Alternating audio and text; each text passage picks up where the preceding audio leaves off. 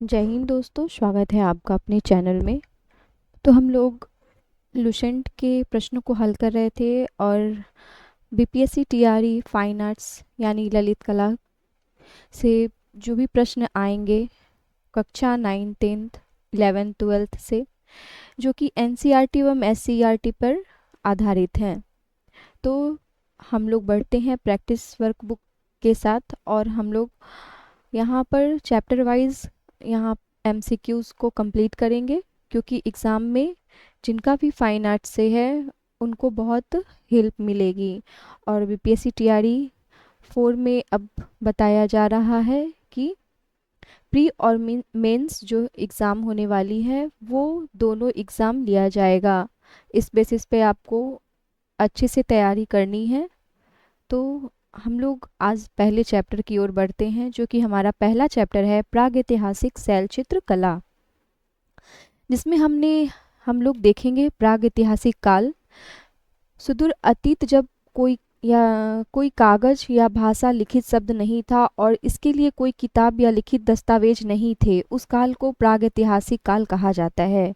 यहाँ पे प्रागैतिहासिक काल के बारे में जानकारी दी गई है, क्यों जब कागज और लिखित साक्ष्य बताया जा रहा है कि नहीं था, उस वक्त लिखित दस्तावेज नहीं थे, उस काल को हम लोग प्रागैतिहासिक काल के रूप में देखते हैं। और उसी काल में हम देखेंगे कि औजार, निवास स्थान, मनुष्य की हड्डी, इन सभी चीज़ों की जानकारी को एकजुट किया गया है। यहाँ पे देख सकते हैं पुराने औजार, निवास स्थान, जानवरों और मनुष्य दोनों की हड्डियों, गुफा की दीवार, चित्रों से प्राप्त जानकारी को एक साथ जोड़कर विद्वानों ने काफ़ी सटीक जानकारी प्राप्त की है प्रागैतिहासिक काल में क्या हुआ था और लोग कैसे रहते थे। आगे देखा जाए तो यहाँ पर बात की जा रही है पेंटिंग और रेखांकन वस्तु मानव द्वारा गुफा की दीवार को कैनवास के रूप में उपयोग करके खुद को अभिव्यक्त करने के लिए उपयोग जानने वाली सबसे पुरानी कला है। यहाँ पे पेंटिंग और रेखांकन वस्तु, जो कि हमारा शैलचित्र में आप देखेंगे बहुत सारे जगहों पर, भीमबेटका, इन सभी जगहों पर रेखांकन किया गया है, पेंटिंग बनाया गया है, जिस वजह से जो यहाँ पर पता लगाया गया है वही यहाँ पर बात की जा रही है। यहाँ पर है सबसे पुरानी कला है प्रागैतिहासिक काल है, पूरा पाषाण काल, मध्य पाषाण काल और ताम्र पाषाण काल। अब हम आगे पढ़ेंगे पूरा पाषाण काल की कला। यहाँ पे बात की जा रही है मानव के प्रारंभिक विकास के प्रागैतिहासिक काल को आमतौर पर पूरा पाषाण युग के नाम से जाना जाता है।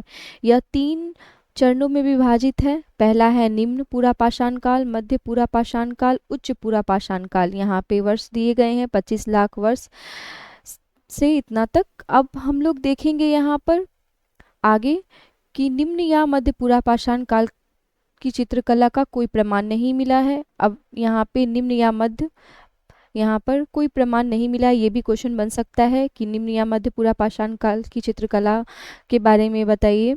तो यहाँ पर कोई प्रमाण नहीं दिया गया है। उच्च पूरा पाषाण काल में हम कलात्मक विधियों के गतिविधियों का प्रसार देखते हैं।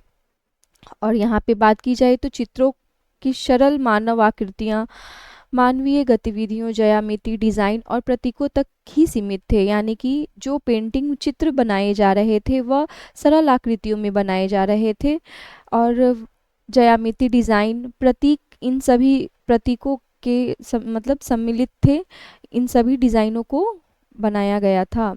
अगला पॉइंट ये है कि दुनिया में शैल चित्रों की पहली खोज, ये इम्पॉर्टेंट क्वेश्चन है। यहाँ पर ये प्रश्न अधिकतर पूछे जा चुके हैं। दुनिया में शैल चित्रों की पहली खोज, जो कि स्पेन में अल्तामिरा गुफा, मार्सिलिना गुफा में सांज डी सोतुओला ने 1879 में की। ये हमारा इम्पोर्टेंट प्रश्न हो जाता है।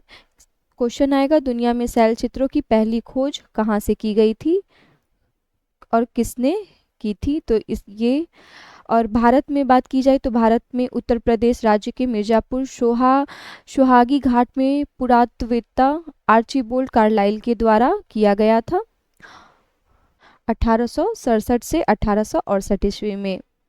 आगे बढ़ते हैं और आगे देखते हैं भारत में मध्य प्रदेश, उत्तर प्रदेश, आंध्र प्रदेश, तेलंगाना, कर्नाटक, बिहार और उत्तराखंड के कई क्षेत्रों में स्थित गुफाओं की दीवारों पर शैल चित्रों के अवशेष पाए गए हैं।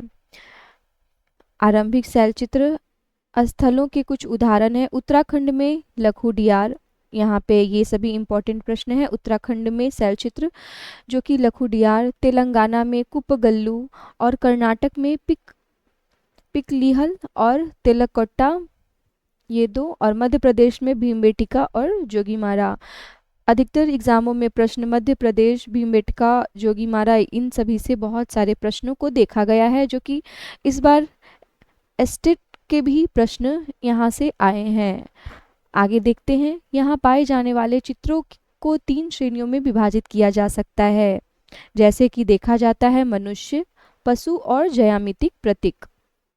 इसके बाद यहाँ पे प्रारंभिक चित्रों की विशेषताएं दी गई है, जैसे कि मनुष्य की जो आकृतियां बनाई गई हैं वो आपको देखने को मिलेगी छड़ी जैसे रूप में दर्शाया गया है। और जहाँ तक कि जानवरों की बात की जाए तो लंबे थूथन वाला जानवर, एक लोमड़ी और बहु पैर वाली छिपकलियों का रूपांकन है। बाद में कई जानवरों के चित्रित को भी वहाँ पे देखा गया है। आगे बढ़ते हैं। लहरदार रेखाएं भरे हुए आयताकार डिजाइन और बिंदुओं का एक समूह भी देखा जा सकता है।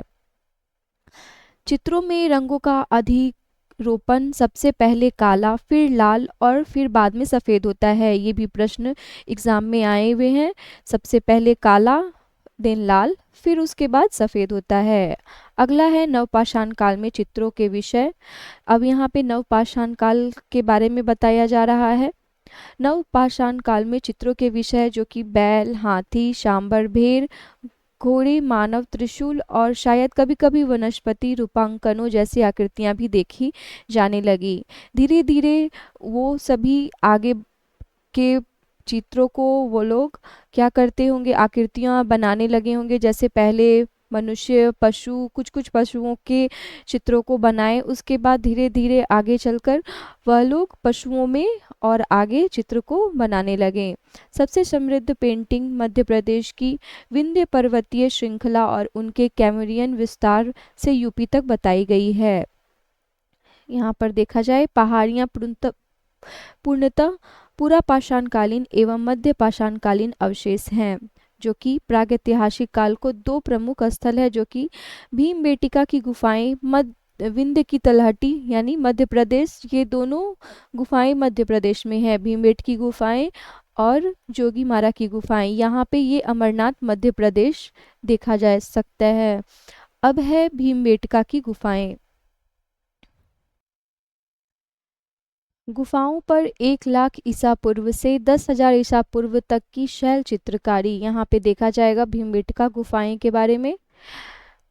इस प्रकार इसे दीर्घ सांस्कृतिक निरंतरता का प्रमाण माना जाता है। इसकी खोज जो प्रोफेसर वाकनकर के द्वारा की गई थी 1957 से 58 ईस्वी में यहाँ पे खोज किया गया था। इसमें 5 समूहों में लगभग 400 चित्रित शैलाश्रय शामिल है। अगला देखेंगे हम कि यह भारत और दुनिया की सबसे पुरानी पेंटिंग्स में एक ऊपरी पूरा पाषाण कालीन है। यहाँ पे सबसे पुरानी भीमबेटका की गुफाएं, जहाँ पर ये प्रश्न भी पूछे गए हैं कि कितने शैलाश्रय शामिल हैं, तो लगभग 400 चित्रित शैलाश्रय यहाँ पे शामिल हैं। अगला है प्रागैतिहासिक चित्रकला की कुछ सामान्य विशेषताएं, जो कि भीमबेटका चित्रकला के अध्ययन पर आधारित है। आगे देखते हैं हम भीमबेटका की गुफाओं के बारे में। यहाँ पे देखा जा सकता है सफ़ेद, पीले, नारंगी, लाल, गेरुआ, बैंगनी, भूरा, हरा और काले रंग के विभिन्न रंगों सहित रंगों का उपयोग किया जाता है, लेकिन सफ़ेद और लाल रंग उन्हें सबसे ज़्यादा पसंद था। ये भी आपका प्रश्न बन सकता है कि उन लोगों ने सबसे ज़्यादा किन रंगों को पसंद किया था, तो सफ़ेद और लाल रंग उन्हें सबसे ज़्यादा पसंद था। उन लोगों के द्वारा उपयोग किए जाने वाले पेंट विभिन्न रंगीन चट्टानों को पीस कर बनाए जाते थे। हेमेटाइट के कारण गेरू रंग लाल हो जाता था और हरा रंग चैल्सीडोनी नामक हरे रंग की चट्टान से तैयार किया जाता है। सफ़ेद रंग संभवतः चूना पत्थर से बनाया जाता था। और यहाँ पे बात किया जाए तो पत्थर के पाउडर को पानी में मिलाते समय कुछ चिपचिपे पदार्थ जैसे जानवरों की चर्बी या गोंद पेड़ों से प्राप्त रॉल का उपयोग किया जा सकता है। अगला देखते हैं हम। अब यहाँ पे पेंट की बात खत्म हो गई, तो ब्रश कैसे बनाए जाते थे? तो ब्रश पौधे की रेशों के द्वारा बनाए जाते थे यहाँ पे। और यहाँ पे माना जाता है ऐसा कि चट्टानों की सतह पर मौजूद ऑक्साइड रासायनिक प्रतिक्रिया करने के कारण ये रंग हजारों साल तक बने रहे, जो कि पुरातत्ववेत्ता लोगों ने यहाँ पर खोज की है। अधिकांश चित्र खाली पड़ी गुफाओं से पाए गए हैं, जो कि गुफाओं में यहाँ पर आपको चित्र देखने को मिलते हैं, वो सभी खाली गुफाओं में आपको यहाँ पे मतलब मिले हैं। यहाँ से चित्रित चित्र को देखे गए हैं। इसका मतलब यह है कि इन चित्रों का उपयोग कभी कभी किसी प्रकार के संकेत, चेतावनी आदि के रूप में भी किया जाता था। नई पेंटिंग के कई शैल कला स्थल पुरानी पेंटिंग के ऊपर चित्रित किए गए हैं। अगला है, यह काल दर काल मनुष्य के क्रमिक विकास को दर्शाता है। इसमें प्रतीकवाद और थोड़ी आध्यात्मिकता के साथ साथ प्रकृति से भी प्रेरणा भी है। बहुत कम चित्रों के माध्यम से विचारों की अभिव्यक्ति, चित्रों की तरह छड़ी हुई द्वारा पुरुषों का प्रतिनिधित्व। अगला है, अनेक ज्यामिति पैटर्न का प्रयोग, ये इम्पोर्टेंट है। और यहाँ पर दृश्य का मुख्य रूप शिकार और लोगों के आर्थिक और सामाजिक जीवन से संबंधित थे। वनस्पति, जीव, मानव, गाड़ियाँ, रथ आदि की आकृतियाँ देखी जा सकती है। और यहाँ पे जैसा हम लोगों ने ऊपर में पढ़ा है, लाल और सफ़ेद रंग ये अधिक महत्व था, उनको बहुत पसंद था। तो ये था हमारा भीमबेटका। आगे हम लोग पढ़ते हैं पूरा पाषाण काल की कला। उसके बाद हम लोग कुछ एमसीक्यूज को कंप्लीट करेंगे, जो कि इन्हीं चैप्टरों में से पढ़ाए गए हैं। और हम लोग पढ़ने के बाद एमसीक्यूज करते हैं तो हमें पता चलता है कि उस चैप्टर से हम लोगों ने कितने क्वेश्चंस को कैसे कवर किया है, जो कि हम सही रूप से आंसर कर सके। तो आगे हम लोग देखते हैं पूरा पाषाण काल की कला। यहाँ पे बात की जा रही है पेंटिंग हरे और गहरे लाल रंग वाले रेखांकन है, जिनमें छड़ी जैसी मानव आकृतियों के अलावा भैंस, बाघ, हाथी, गेंडा और सूअर जैसे विशाल चित्रों की आकृतियाँ हैं। यहाँ पर इम्पॉर्टेंट ये हो जाता है कि कभी कभी एग्ज़ाम में आपको पशु का दिया रहता है कि किन काल की पेंटिंग में इन किन पशुओं की आकृतियाँ बनाई गई हैं। इस तरह से क्वेश्चन कभी कभी आते हैं। तो यहाँ पे पूरा पाषाण काल की कला है, जो कि यहाँ पे बात की जा रही है पेंटिंग हरे और गहरे लाल रंग, यानी हरे और गहरे लाल रंग के बारे में, जिसमें छड़ी जैसी मानव की आकृतियाँ प्रॉपर रूप से नहीं बनाई जाती थी, वो छड़ी के रूप में आपको देखने को मिलेगी। और जैसे पशु के बारे में बात की जाए तो भैंस, बाघ, हाथी, गेंडा, सूअर, विशाल जानवरों की आकृतियां आपको देखने को मिलेगी पूरा पाषाण काल की कला में। वे अधिकतर ज्यामिति पैटर्न से भरे होते थे।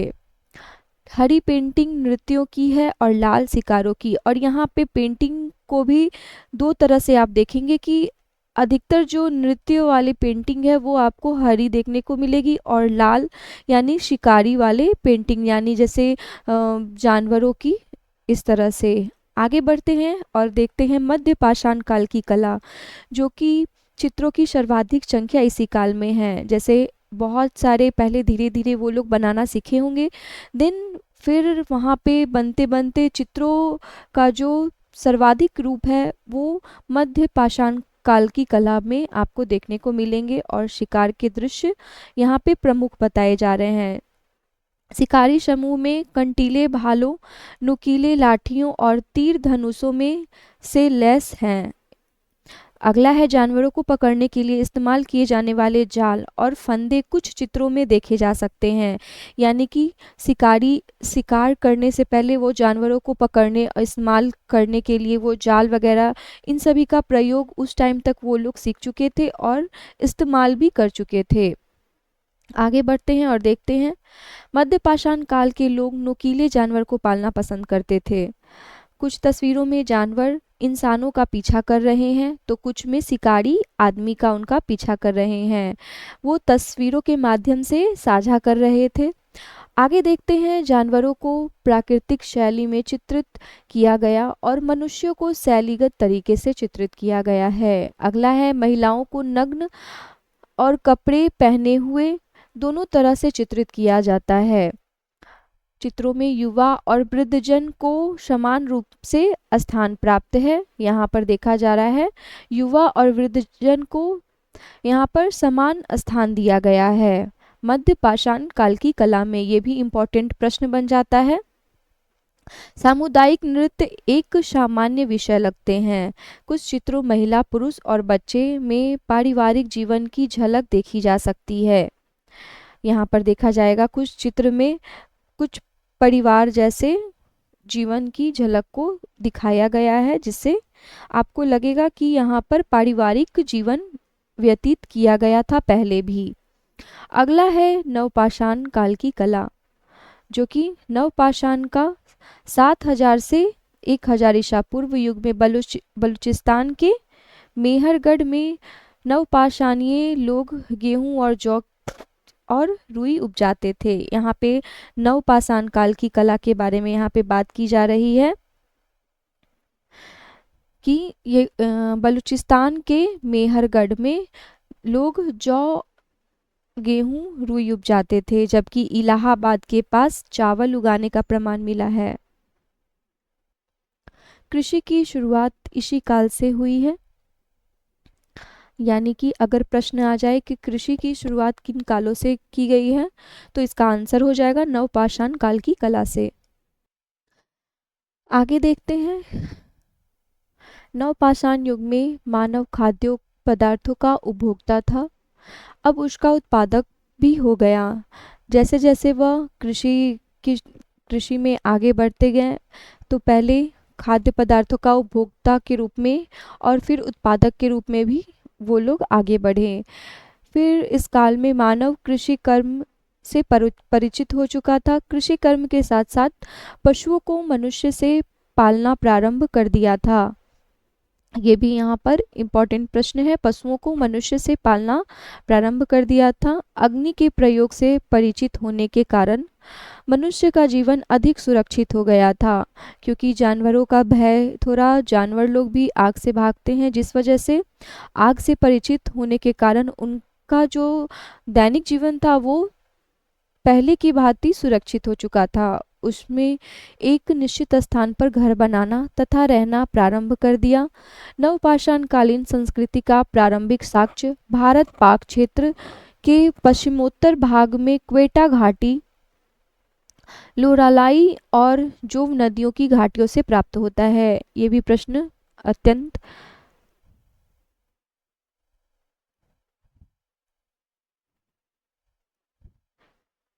ये सभी इम्पोर्टेंट प्रश्न हैं, यहाँ से भी प्रश्न आपको देखने को मिल सकते हैं। आगे बढ़ते हैं और लास्ट टॉपिक है हमारा ताम्रपाषाण काल की कला। इस काल की पेंटिंग से मालवा पठार पर बसे हुए कृषि समुदाय के साथ इस क्षेत्र के गुफा निवासियों की आवश्यकताओं के जुड़ाव, संपर्क और पारस्परिक आदान प्रदान का पता चलता है। चित्रों में मिट्टी के बर्तन और धातु के उपकरण देखे जा सकते हैं। ये भी प्रश्न आ सकते हैं कि ताम्रपाषाण काल की कला उपकरण किस प्रकार के चित्रों में देखे जा सकते हैं, तो मिट्टी के बर्तन, धातु के उपकरण। अगला है, लास्ट पॉइंट है, शैल चित्रों के साथ समानताएं, सामान्य रूपांकन, डिज़ाइन पैटर्न जैसे क्रॉस हैचड, वर्ग जाली आदि, ये सभी ताम्रपाषाण काल की कला से संबंधित हैं। और आगे हम लोग बढ़ते हैं अब एमसीक्यूज पे। यहाँ पे एमसीक्यूज लगाना है। पहला प्रश्न है, भीमबेटका गुफा किस राज्य में है? तो हम लोगों ने पढ़ा है कि यह मध्य प्रदेश में है। इसका राइट आंसर हो जाएगा मध्य प्रदेश, ऑप्शन नंबर 4।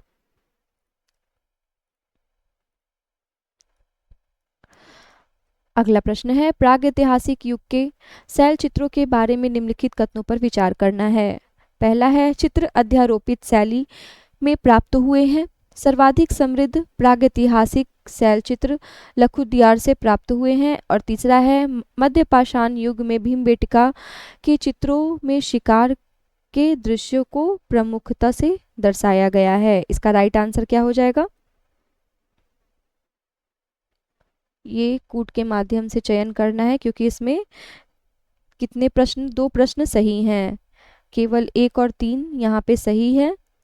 चित्र अध्यारोपित शैली से प्राप्त हुए हैं और यहाँ पर मध्य पाषाण युग में भीमबेटका के चित्रों में शिकार के दृश्यों को प्रमुखता दर्शाया गया है। यहाँ पे सर्वाधिक समृद्ध प्राग ऐतिहासिक शैल चित्र नहीं है, यहाँ पे मध्य का पाषाण काल से यहाँ पे आपको देखने को मिलते हैं, जिस वजह से 1 और 3 क्या है, सही है। आगे बढ़ते हैं और प्रश्नों को देखते हैं। यहाँ पर बात की जा रही है कि निम्नलिखित में से कौन सा काल बड़े पत्थरों से निर्मित या उनसे युक्त स्मारकों से संबंधित है। बड़े पत्थरों से निर्मित बताना है, तो यह काल कौन सा है? महापाषाण काल। ऑप्शन नंबर बी यहाँ पे सही हो जाएगा। अगला प्रश्न है, निम्नलिखित में से किस स्थल से पूर्व, मध्य और उत्तर पूरा पाषाण कालीन पत्थर के औजार प्राप्त हुए हैं? तो इसका सही क्या हो जाएगा आंसर? राजस्थान में डिडवाना से। प्रारंभिक मानव द्वारा माइक्रोलिथ के रूप में डैश का उपयोग किया जाता था। तो इसका सही आंसर क्या हो जाएगा? इसका सही आंसर हो जाएगा पत्थरों के औजार। पैलियोथिक पूरा पाषाणिक युग लोगों का मुख्य व्यवसाय क्या था? तो उस टाइम के लोग शिकार करते थे ज़्यादा, इसीलिए इसका सही उत्तर ऑप्शन नंबर ए हो जाएगा। पिकिलहल और उटनूर महत्वपूर्ण डैश स्थल है। यह स्थल जो है वह है नवपाषाणकालीन स्थल है। ऑप्शन नंबर 4 क्या हो जाएगा? सही उत्तर हो जाएगा। यहाँ पे बात की जा रही है अतीत में जब कोई कागज या भाषा लिखित शब्द नहीं था, इसलिए कोई किताबें या लिखित दस्तावेज नहीं मिले हैं। ऐसे काल को कौन सा काल कहा जाता है? तो यह प्रागैतिहासिक काल माना जाता है। उस टाइम में कोई भी कागज या लिखित शब्द, कोई भी साक्ष्य नहीं मिला है, जिस वजह से प्रागैतिहासिक काल में इनको देखा जाता है। प्रागैतिहासिक काल को आमतौर पर किस युग के नाम से जाना जाता है? इसका सही आंसर क्या हो जाएगा? ऑप्शन नंबर 1 पूरा पाषाण युग। अब यहाँ पे बताना है भारत में शैल चित्रों की पहली खोज कब हुई थी। यहाँ पर आपको बताया गया है, तो इसको कमेंट में जरूर आप बताइएगा कि भारत में शैल चित्रों की पहली खोज कब हुई थी। आगे प्रश्न को देखते हैं, दुनिया में शैल चित्रों की पहली खोज किसके द्वारा की गई थी? तो इसमें ऑप्शन नहीं दिया गया है, यहाँ पर ऑप्शन में नहीं है। ये अल्तामीरा में खोज की गई थी। अल्तामीरा मार्सिलिना गुफा में सांच डी सोतोला के द्वारा किया गया था। तो इसमें ऑप्शन नहीं है ये क्वेश्चन। इसका राइट आंसर हो जाएगा अल्तामीरा मार्सिलिना गुफा में सांच डी सोतोला ने की थी। अगला प्रश्न है, प्रागैतिहासिक चित्रों को किन विषयों को दर्शाया गया है? तो इनमें सभी चीज़ों को दर्शाया गया है। मनुष्य को छड़ी जैसे, यानी मनुष्य का जो बनाया गया था चित्रण, वो इस प्रकार से चित्र आपको देखने को मिलेंगे। प्रारंभिक चित्रों में लंबे थूथन वाला जो जानवर है वो भी इस प्रकार से लंबे थूथन वाला जानवर आपको देखने को मिलेंगे, एक लोमड़ी। आगे प्रश्न को देखते हैं, शैलोत्कीर्ण है, यह बताना है हमें कि शैलोत्कीर्ण क्या होते हैं। इसका राइट आंसर हो जाएगा ऑप्शन नंबर 2 प्रागैतिहासिक शैल चित्र। प्रागैतिहासिक चित्रकला में किन रंगों का प्रयोग होता था? तो नारंगी, लाल और गेरुआ, इन सभी का उपयोग किया जाता था। ये इम्पोर्टेंट प्रश्न है जो कि एग्जाम में लगभग पूछे ही जाते हैं, एक प्रश्न इनमें से आ ही जाते हैं। प्रागैतिहासिक काल में चैलेडोनी नामक चट्टान किस रंग को तैयार किया जाता है? तो ये हरा रंग तैयार होता है इससे। और आप लोग हमें बताइएगा कि सफ़ेद रंग, जो सफ़ेद रंग है वो किनसे बनाया जाता था? सफेद रंग। आगे प्रश्न को देखते हैं। प्रागैतिहासिक काल में ब्रश किसके रेशों के बनाए जाते थे? तो वो ब्रश बनते थे पौधे के रेशों से। अगला है, प्रागैतिहासिक काल में चित्रों में कौन समान रूप से स्थान पाते हैं? तो समान रूप से स्थान पाने वाले हैं युवा और वृद्ध, जिनको एक समान रूप से देखा जाता था। युवा और वृद्ध को, यानी बूढ़े और युवा लोगों को देखा जाता था। भीमबेटका गुफाएं अपने डैश के लिए प्रसिद्ध हैं? तो यह रॉक पेंटिंग के लिए प्रसिद्ध हैं। अगला प्रश्न यहाँ पे कूट के माध्यम से ही बताना है। गुफा चित्रों के संबंध में निम्नलिखित कथनों पर विचार करना है। भीमबेटका की गुफाएं मध्य पाषाण काल के गुफा चित्रों के लिए प्रसिद्ध है और ये चित्र प्रारंभिक मनुष्य की कर्मकांडीय मान्यताओं की प्रतीक है। यह हमें बताना है। तो ये दोनों क्या है? ये दोनों सही हैं, ऑप्शन नंबर 1 और 2, इसीलिए इसका राइट आंसर क्या हो जाएगा? Option number 3। और हमारा अंतिम प्रश्न है, भीमबेटका पेंटिंग के बारे में निम्नलिखित कथनों पे विचार करना है। यहाँ पे पेंटिंग की बात की जा रही है। इन चित्रों में सबसे पहले ऊपरी पूरा पाषाण काल से संबंधित चित्र है। इसमें पेंटिंग जो अलग अलग समय अवधि से संबंधित है। इनकी खोज 20वीं शताब्दी के मध्य वी.एस. वाकनकर के द्वारा किया गया था। इसका राइट आंसर क्या हो जाएगा? इनमें से सभी क्या है? ये सभी प्रश्न जो है ये सही है। इनकी खोज 20वीं शताब्दी के मध्य में वी.एस. वाकनकर के द्वारा किया गया था और इन चित्रों में सबसे पहले ऊपरी पूरा पाषाण काल से आप इन चित्रों को देखेंगे जो कि पेंटिंग अलग अलग समय अवधि से संबंधित है। तो ये तीनों प्रश्न सही हैं, मतलब ये तीनों इनका सही आंसर हो जाएगा। तो आप लोग हमें कमेंट में ज़रूर बताइएगा कि आप लोगों को फाइन आर्ट्स के क्लास कैसे लगे। एमसीक्यूज़ आगे चैप्टर जब ख़त्म हो जाएंगे तो प्रैक्टिस सेट करवाया जाएगा। आप लोग कमेंट में ज़रूर बताइएगा कि कैसा लगा। वीडियो के अंत तक बने रहने के लिए धन्यवाद। अगर वीडियो अच्छा लगे तो लाइक शेयर सब्सक्राइब ज़रूर कीजिएगा।